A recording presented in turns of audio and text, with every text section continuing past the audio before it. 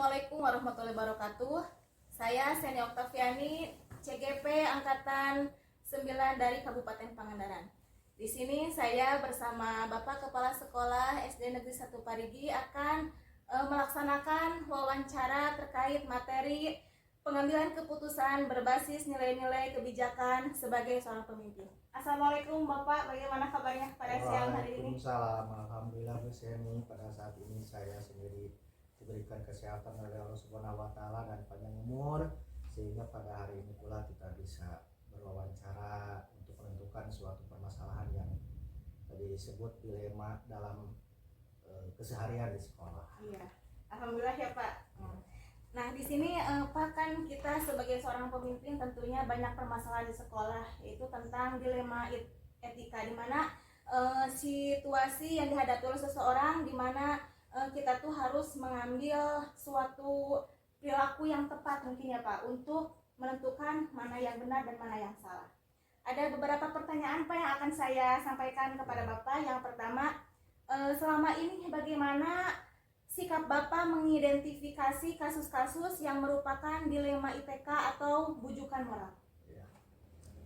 Yang pertama, saya sebagai kepala sekolah barang tentu sudah mengetahui bagaimana keadaan di sekolah, karakter di sekolah dan lain-lain.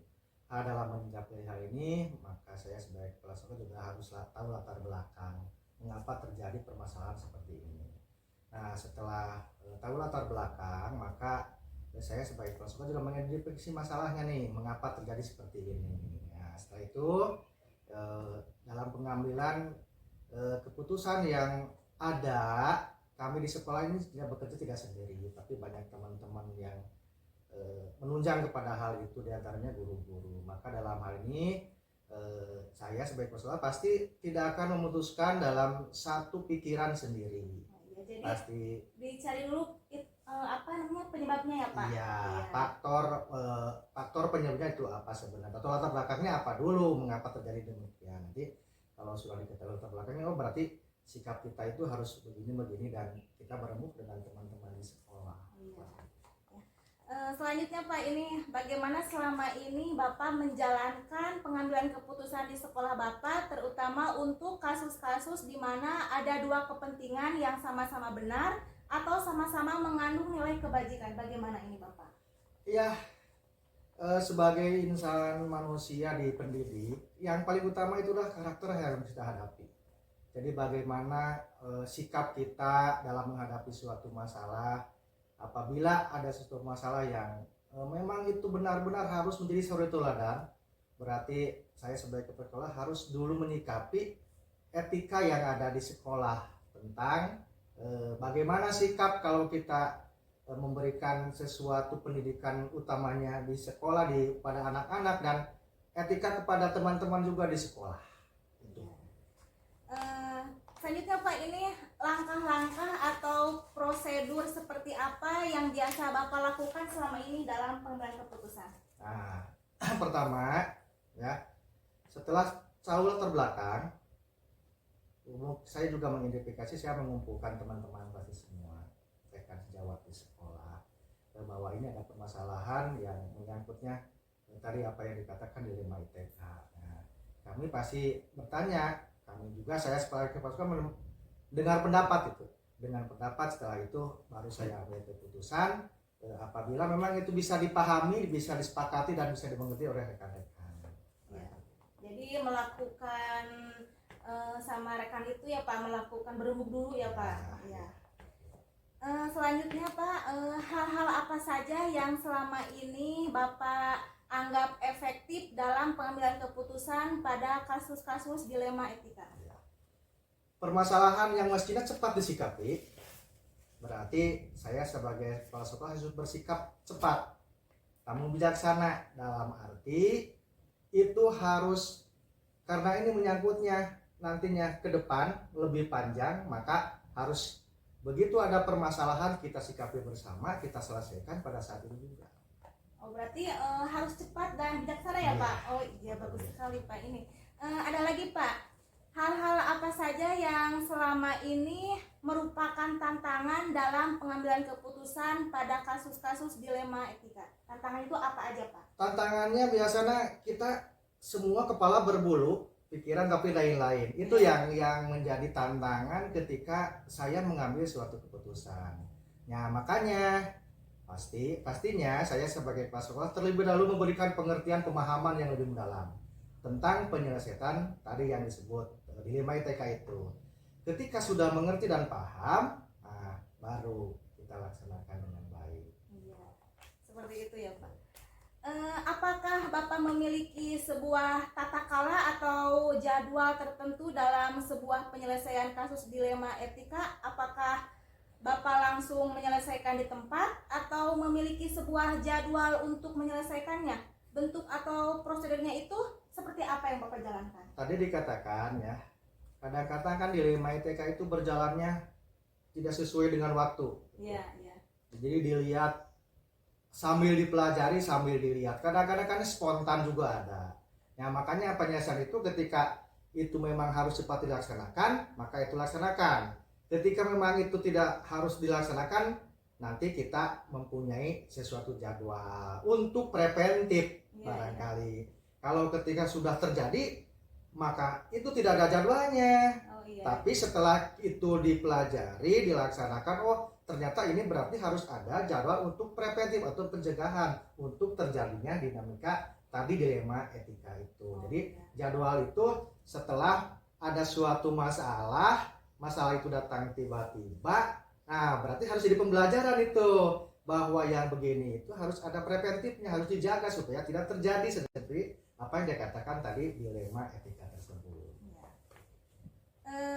Selanjutnya Pak, adakah seseorang atau faktor-faktor yang selama ini mempermudah atau membantu Bapak dalam mengambil keputusan dalam kasus-kasus dilema etika ini? Barangkali yang mempermudah dan membantu teman-teman juga semuanya mempermudah itu. Tapi ketika kami tidak mempunyai pikiran untuk bekerja sama, berarti tidak mempermudah untuk melaksanakan keputusan. Makanya keputusan itu tidak bisa diambil sendiri ketika ini klasikal gitu. Makanya ya memerlukan teman-teman lah. Jadi faktornya itu yang mendukungnya kita teman semua, semua. Teman di sekolah ya. Karena perubahannya juga nanti sama-sama sih harus berubah gitu. Jangankan yang terkena dilema itu kan tidak semua orang terkena dilema itu, tapi ada seseorang yang tidak itu juga kan menjadi merasa berarti kita itu nanti harus begini. Jadi kita semua tuh berembuk ya Pak, dibicarakan masalahnya, nanti keputusannya secara bersama-sama. Seperti itu ya Pak. Iya. Lalu selanjutnya Pak, dari semua hal yang telah disampaikan Bapak barusan, pembelajaran apa yang dapat Bapak petik dari pengalaman Bapak mengambil keputusan dilema etika? Sesuatu pasti harus ada penjagaan, seperti dalam kesehatan ada preventif, ada kuratif. Nah, yang lebih baiknya kita tadi dikatakan jangan setelah terjadi kita mengobati, itu jangan susah. Makanya hal-hal ini harus sedini mungkin kita mencegah dengan beberapa program di sekolah untuk menjaga dilema ITK itu tersebut. Seru sekali ini wawancara bersama Bapak Kepala Sekolah sekaligus ini Ketua K3S dari Kecamatan Parigi. Bapak terima kasih banyak waktunya, terima kasih banyak atas jawaban-jawabannya, sangat bermanfaat sekali Bapak. Saya juga mungkin sebagai pemimpin pembelajaran di kelas 3 ya Pak, saya juga ini sebagai pemimpin pembelajaran mendapatkan banyak pembelajaran dari Bapak, dari jawaban-jawaban yang barusan Bapak sampaikan kepada saya. Sekali lagi Bapak terima kasih banyak jawabannya dan waktunya, semoga wawancara ini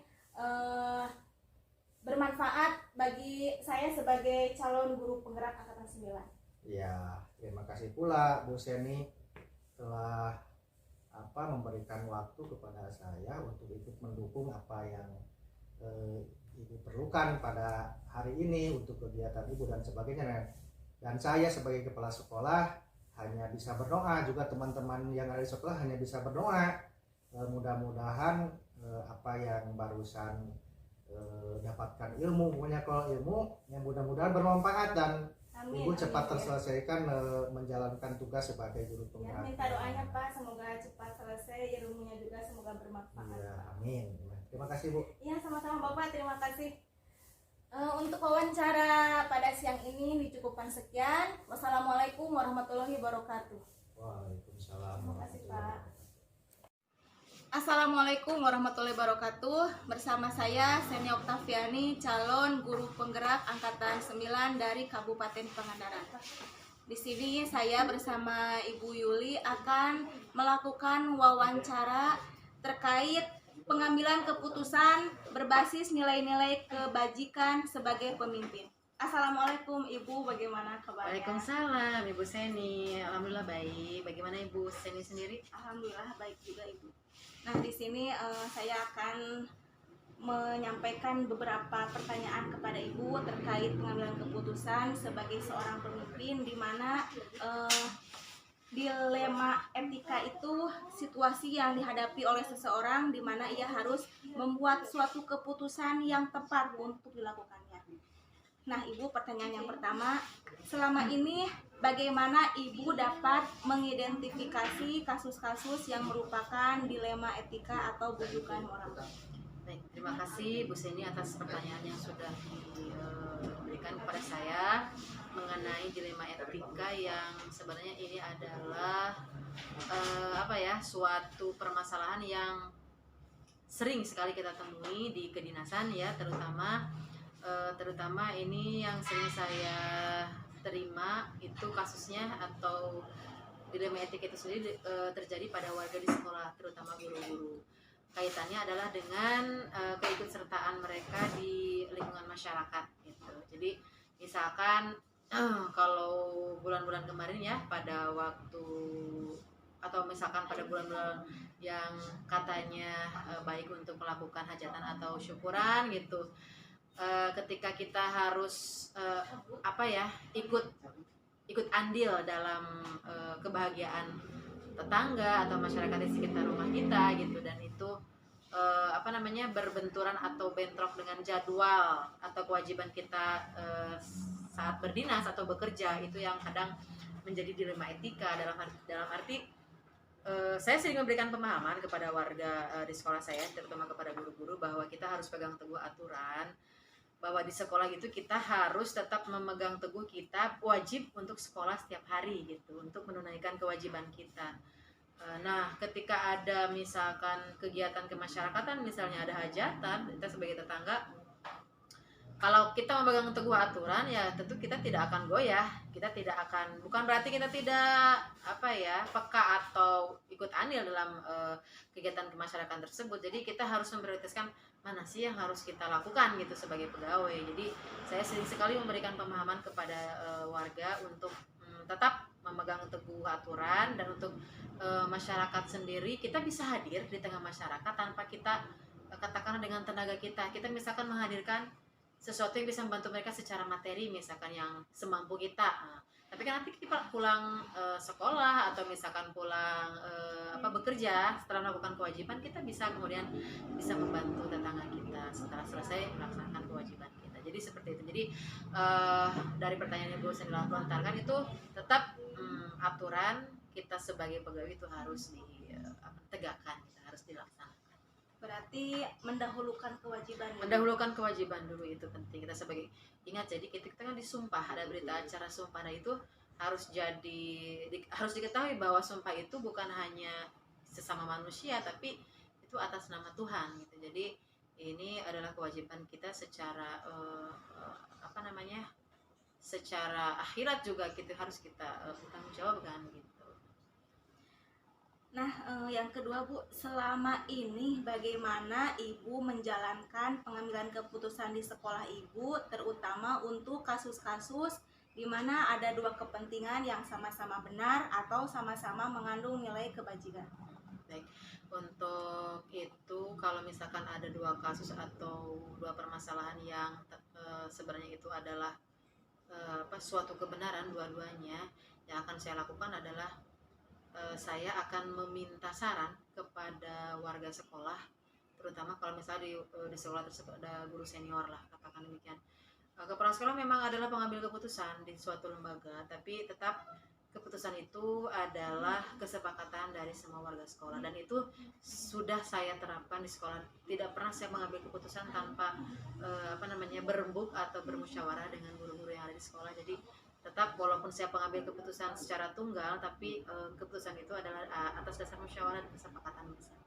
Jadi saya selalu bertanya, meminta saran kepada guru-guru senior maupun yang junior. Jadi dari sisi mereka memandang dua kebenaran ini, mana yang harus diprioritaskan, mana yang lebih membutuhkan urgensi yang lebih tinggi untuk dilaksanakan.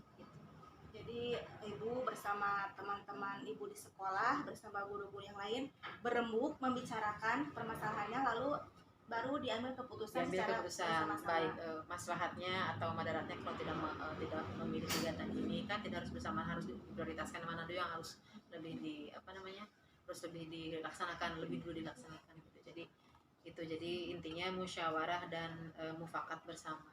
Baik sekali, Ibu. Nah, selanjutnya Ibu, bagaimana langkah-langkah atau prosedur seperti apa yang biasa Ibu lakukan selama ini? Prosedur dalam pengambilan keputusan. Iya. Jadi saya sering permasalahan yang terjadi itu saya selalu ambil diturunkan secara lebih sederhana gitu. Jadi setiap permasalahan pasti tidak akan selalu akan ada solusi gitu. Jadi disederhanakan dulu permasalahannya, kemudian kita bicarakan bersama warga, terutama kalau permasalahan ini menyangkut sekolah ya maupun warganya sendiri gitu. Nanti setelah kita rembukan, kita cari mana sih kemaslahatan dan kemadaratan untuk misal dilakukan atau tidaknya kegiatan itu. Jadi intinya permasalahan itu harus betul-betul diketahui semua orang dan dipecahkan bersama-sama, dimusyawarahkan bersama-sama, dan lebih memprioritaskan yang mana gitu. Jadi intinya ini adalah tentang komunikasi dan koordinasi bersama warga di sekolah. Jadi permasalahan itu dicari dulu akar permasalahan seperti apa, disederhanakan. Jadi kita terjemahkan secara lebih sederhana gitu supaya kita nanti paham, oh alurnya seperti ini, cara akar permasalahan seperti ini, nanti kita cari solusinya gitu bersama-sama. Hal-hal apa saja yang selama ini Ibu anggap efektif dalam pengambilan keputusan pada kasus-kasus dilema etika? Kalau dikatakan efektif dan tidaknya itu saya nggak bisa secara tegas disebut di sini, karena dilema etika itu sendiri kan kita harus dasarkan juga pada situasi pada saat itu dan urgensi pada saat itu. Jadi kalau misal seperti tadi contohnya antara kepatuhan kita sebagai pegawai dan keikutsertaan kita di masyarakat, itu baru bisa kita sebutkan lebih efektif dan efisien untuk diambil yang mana yang dipilih. Itu adalah melihat dari situasi pada saat itu dan urgensi yang harus dilakukan pada saat itu. Gitu saja. Oh, jadi dilihat dari keadaan situasi saat itu. Iya, mana yang paling prioritas untuk dikerjakan. Jadi kalau saya bilang tadi memegang teguh aturan sebagai pegawai, tapi kan kita sebagai manusia kita harus harus tenggang rasa, harus tepat selera ketika misalkan katakanlah ada berita tentang duka atau berita duka gitu di tetangga kita atau gitu yang membutuhkan kita sebagai pelaksana dalam kegiatan misalkan pemakaman atau dan sebagainya, itu harus tetap fleksibel gitu. Jadi sebagai masyarakat juga kita dapat, tapi dalam arti emang urgensinya itu memang betul-betul dilakukan pada saat itu. Jadi saya tidak bisa mengatakan itu efisiennya bagaimana. Jadi kita harus lihat dulu urgensinya, situasi pada itu seperti apa. Selanjutnya ya Ibu, ini hal-hal apa saja yang selama ini merupakan tantangan dalam pengambilan keputusan pada kasus-kasus dilema etika? Nah, kalau mengenai dilema etika itu kaitannya, kalau menurut saya yang sudah saya alami itu tentang perasaan ya.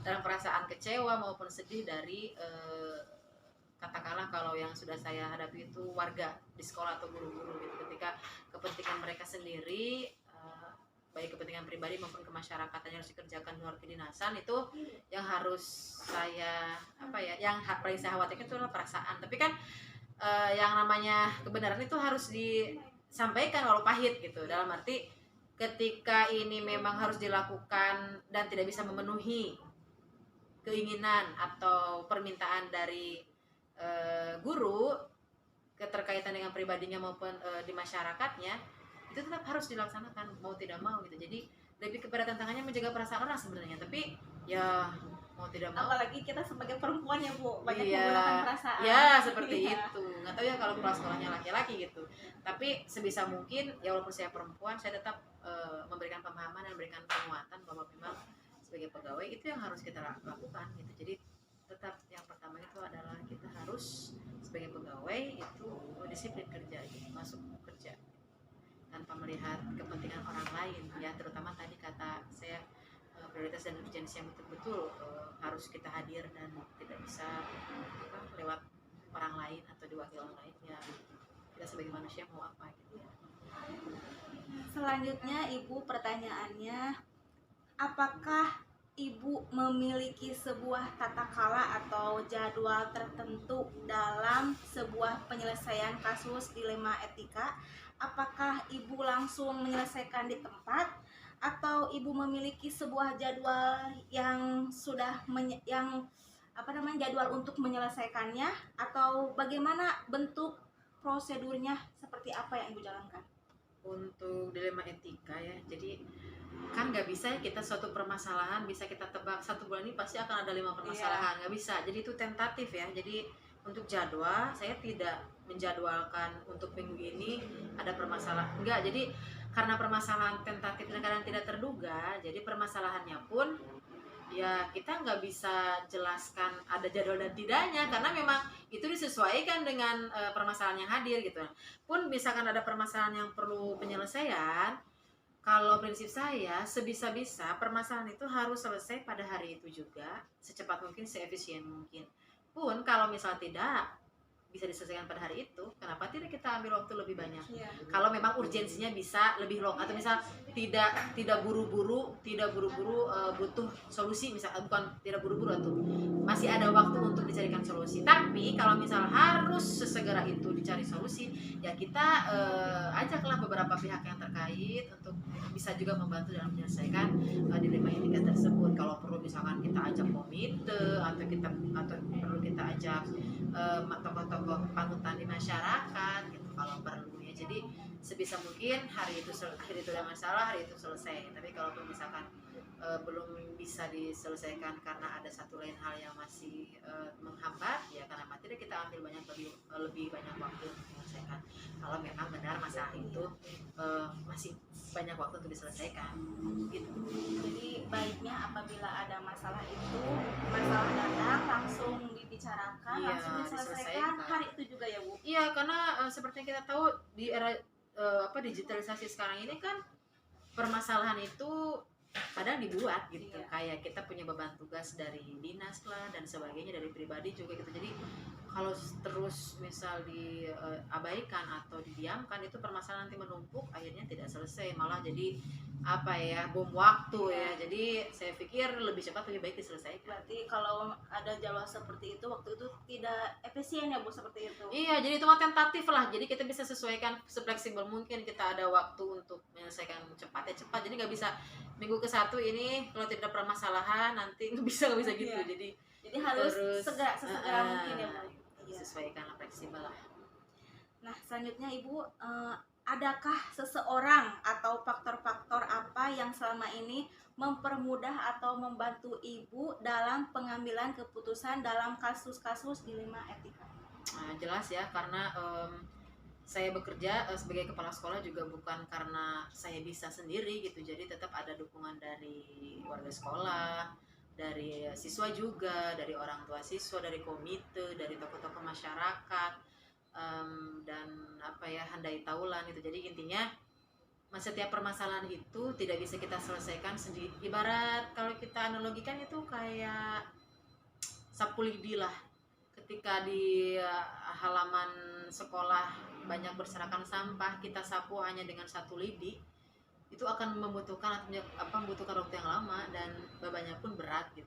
Tapi kalau kita satukan berpuluh-puluh lidi dalam satu ikatan, ya, itu dalam satu koordinasi komunikasi dari berbagai pihak, ketika kita menyapu halaman sekolah kan bisa cepat diselesaikan dan waktu yang digunakan pun akan lebih cepat juga gitu. Jadi kegunaannya lebih. iya, jadi kalau bisa dilakukan secara sederhana seperti itu, jadi ketika ada permasalahan katakanlah sampah gitu ya, kita bisa selesaikan dengan kita bersama-sama berkomunikasi, berkoordinasi dengan berbagai pihak yang terkait gitu, agar permasalahan itu bisa cepat selesai, bisa tidak membutuhkan waktu lama untuk diselesaikan, gitu. Cepat selesai dan bebannya pun lebih ringan lah ya, begitu Bu.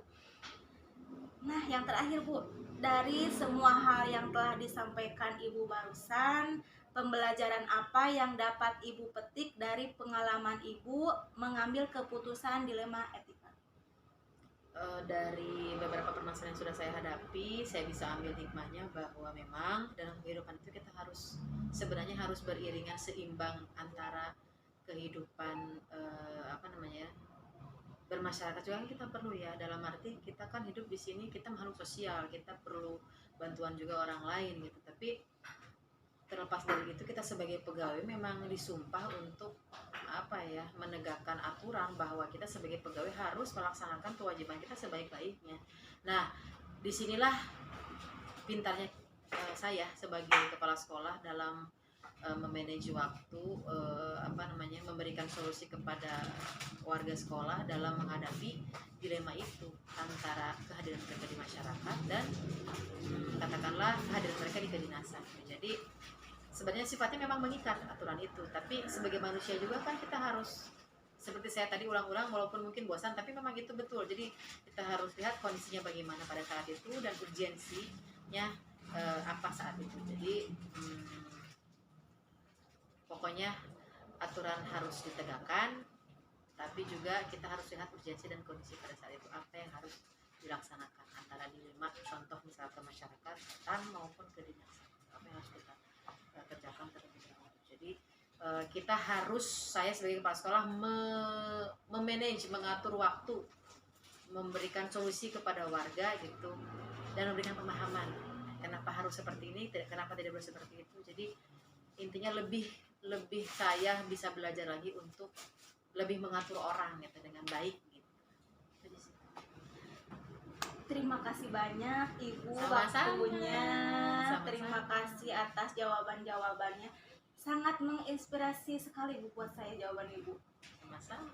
Dari seorang kepala sekolah, bagaimana ketika menghadapi dilema etika yang dua-duanya merupakan benar atau penting dua-duanya. Nah, di sana mengambil keputusan seperti itu sangat bijaksana sekali Ibu.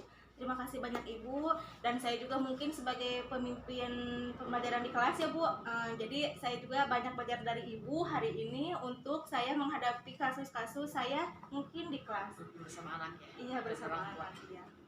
Terima kasih banyak Ibu Sama-sama, Bu jawabannya, Seni. waktunya. Dan doakan saya Ibu semoga saya cepat beres pendidikan guru penggeraknya. Semangat. Ya, terima kasih Ibu, terima kasih waktunya sekali lagi. Wassalamualaikum warahmatullahi wabarakatuh. Salam.